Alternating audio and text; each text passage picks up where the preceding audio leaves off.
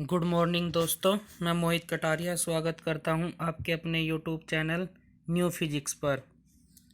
बच्चों, हम कक्षा 12 का गणित पढ़ रहे थे, जिसमें हमारा टॉपिक चल रहा था आव्यूह।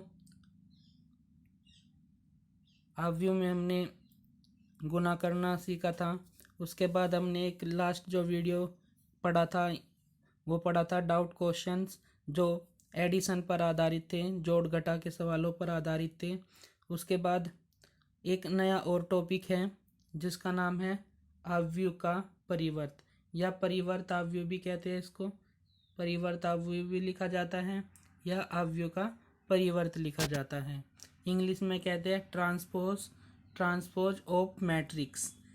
क्या होता है ये? यदि इसकी परिभाषा पढ़ेंगे, यदि किसी आव्यूह की पंक्तियों को स्तंभों तथा स्तंभों को पंक्तियों में बदलने से प्राप्त आव्यूह को दिए गए आव्यूह ए का परिवर्त आव्यूह कहते हैं तथा इसको ए डैश या ए टी से प्रदर्शित करते हैं। यानी क्या कहा गया है कि हमारे पास अगर कोई आव्यूह है A B C D E F या एफ जी एच आई, इस तरह से हमारे पास कोई आव्यूह है, तो हम इसकी पंक्तियों को कॉलम में और कॉलम को कहीं में बदल दे तो वो क्या बन जाएगा? हमारा परिवर्त आव्यूह। यानी ए डी जी, यानी ये कॉलम था, इसको हमने कहीं में बदल दिया पंक्ति में, तो यहाँ से अब इसको बदलना है।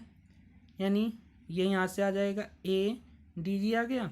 अब इसको बदल दो, यानी बी सी आ जाएगा और ई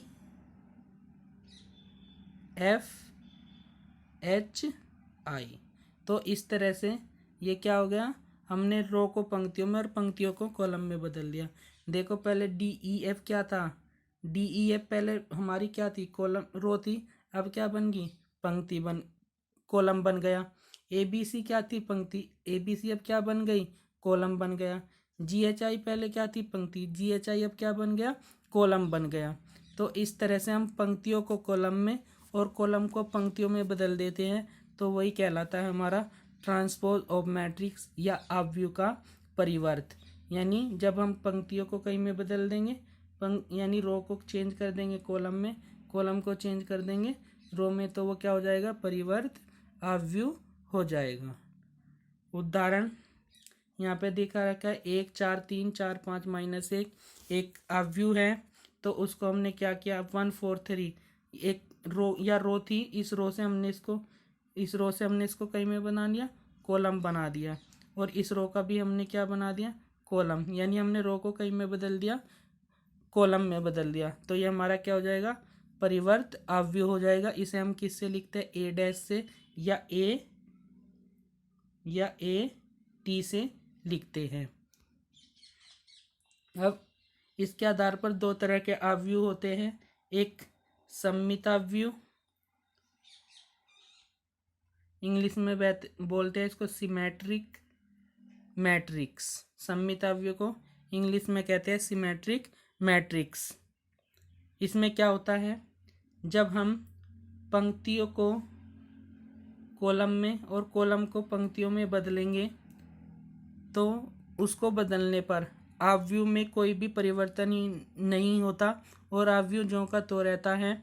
यानी ए डैश बी किसके बराबर? जैसे हमारे पास कोई एक आव्यूह ए है और हमने उसकी रो को कॉलम में और कॉलम को रो में बदल दिया, तो वो आव्यूह क्या बन जाएगा? ए डैश।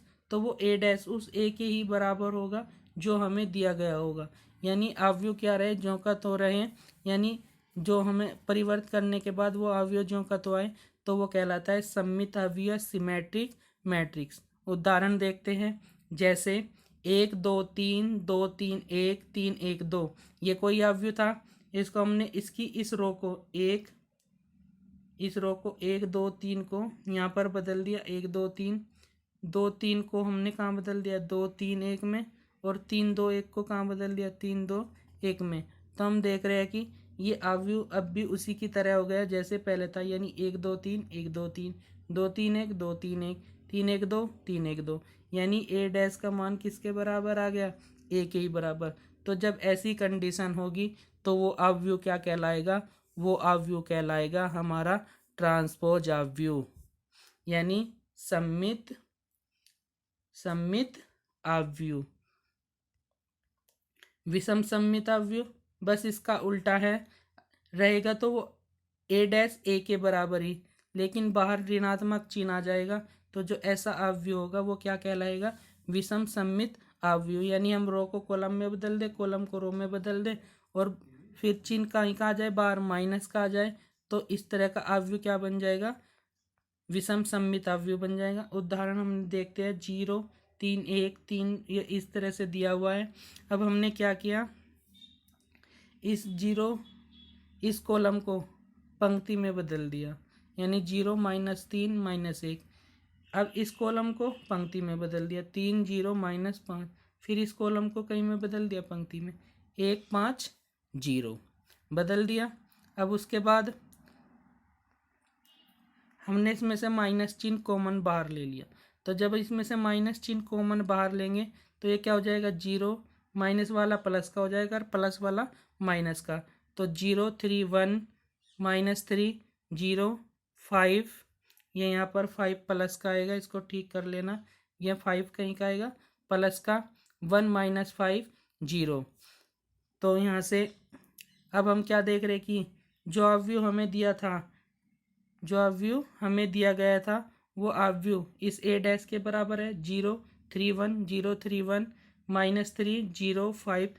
मैंने कहा है कि इसको कहीं का कर लेगा, प्लस का कर लेंगे, प्लस का है, ध्यान रखना, ठीक है। -1 और ये -1 हो जाएगा, और ये 5 ये माइनस का कर लेंगे यहाँ पर इसको, और इसको भी -5, ये क्या हो जाएगा 0, इसको प्लस का कर लेना, इसको माइनस का करना है। तो हम क्या देख रहे हैं कि अवयव सेम है लेकिन चिन्ह माइनस बाहर का आ रहा, तो यानी ए डैश बराबर किसके आ गया, -a के आ गया। तो जो ऐसा अवयव होगा वो क्या कहलाएगा, विषम सममित अवयव कहलाएगा। अब कुछ गुणधर्म है इसके परिवर्त अवयव के, जैसे अगर हमने दो अवयव को जोड़ा और जोड़ने के बाद उसका क्या कर दिया, ट्रांसपोज कर दिया, यानी रो को पंक्तियों में और पंक्तियों को रो को कॉलम में और कॉलम को रो में बदल दिया, तो ऐसा अवयव को अगर हम खोलेंगे तो वो इस दोनों के बराबर हो गया। यानी अगर हम ए को पहले बदल ले फिर बी को बदल के जोड़ ले तो वो इस जोड़ के बराबर आएगा। यानी पहले हमने क्या किया, ए अवयव था हमारे पास, फिर बी अवयव था, दोनों को जोड़ा और फिर उसका क्या निकाल लिया, ट्रांसपोज निकाल लिया। और फिर इधर से हमने क्या करा, पहले ही हमने क्या कर लिया, ट्रांसपोज निकाल लिया, बाद में बी का भी ट्रांसपोज निकाल के और दोनों को क्या कर दिया, जोड़ दिया, तो दोनों का मान क्या आएगा, बराबर ही आएगा। अगर हम किसी अवयव का ट्रांसपोज कर दें फिर उसका फिर से ट्रांसपोज कर दें तो वो जो दिया गया अवयव है उसी के बराबर हो जाएगा, यानी ए के बराबर हो जाएगा। अगर किसी के ए डैश इस तरह से है और उस पर इस तरह से ये लगा हुआ है ट्रांसपोज, तो जो हमारा अदिश होगा उस पर ट्रांसपोज नहीं लगने का, केवल अदिश जो हमारा दिया गया अवयव होगा उस पर ही ट्रांसपोज लगेगा। ये इम्पोर्टेंट है फोर्थ प्रॉपर्टी। अगर ए डैश बी डैश है और इनकी हमने गुना की हुई है तो ये उल्टे बराबर होते हैं, यानी बी डैश इंटू ए डैश के, ठीक है। ये अगर ऐसे ए डैश यहाँ पर डैश है, ए डैश बी डैश है, तो ए डैश बी डैश के बराबर नहीं होने के, वो बराबर होंगे हमारे, अगर ए डैश बी डैश हैं तो वो बराबर हो गए बी डैश इंटू ए डैश के, ठीक है। यहाँ पर ये डैश है, इसको लगा लेना। तो ये हमारी फोर्थ प्रॉपर्टी थी इम्पोर्टेंट। तो ये आज इतना ही आज की वीडियो में, बस आज हमने ये ट्रांसपोज बताया है, शायद मैं इसके क्वेश्चन आज ही करा दूँ, तो आप पहले इनको पढ़ लीजिएगा, इनको अपनी कॉपी में नोट कर लीजिएगा और इनको अच्छे से पढ़ना। अगर वीडियो अच्छी लगी हो तो वीडियो को लाइक करें, कमेंट करें, शेयर करें, और हमारे चैनल पर नए हैं तो हमारे चैनल को सब्सक्राइब कर लें। प्यारे बच्चों, ये वीडियो आप ज़्यादा से ज़्यादा शेयर करें, जिससे जो आपके आस पड़ोस वाले बच्चे दूसरे स्कूल में पढ़ते हैं उनको भी ये वीडियो मिल सके, जिससे उनका भी फ़ायदा हो सके और इस लॉकडाउन में सभी की हेल्प हो सके। अपने घर पर रहें, सुरक्षित रहें। धन्यवाद।